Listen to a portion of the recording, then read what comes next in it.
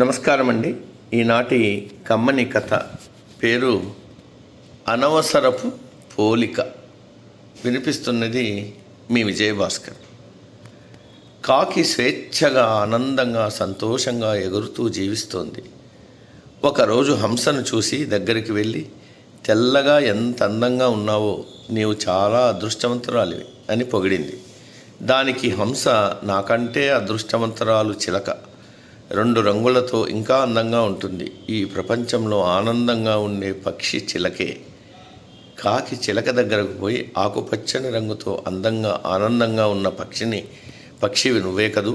దానికి చిలక ఒప్పుకోక, నాకంటే నెమలి చాలా రంగులతో ఇంకా అందంగా ఆనందంగా నాట్యం చేస్తూ ఉంటుంది. చిలక జంతు ప్రదర్శనశాలలో ఉన్న నెమలిని చూడడానికి వెళ్ళింది.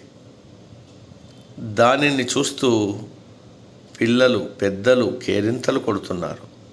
నెమలి, నీవెంత అందంగా ఉన్నావో, నిన్ను చూడ్డానికి వేలాది మంది వస్తున్నారు, అదృష్టవంతరాలివి అంటూ పొగిడింది.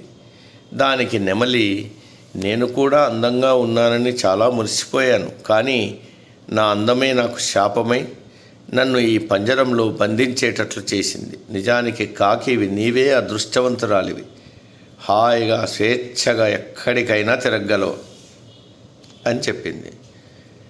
సరిగ్గా అదే మనము కూడా ఇతరులతో పోల్చుకొని చూసుకుంటాం. మన ప్రతిభ, పాటవాలను, శక్తి సామర్థ్యాలను, తెలివితేటలను గుర్తించం, పరిగణనలోకి తీసుకోం. అనవసరపు పోలికలతో మనల్ని మనం కించపరుచుకుంటున్నాం. సమాప్తం.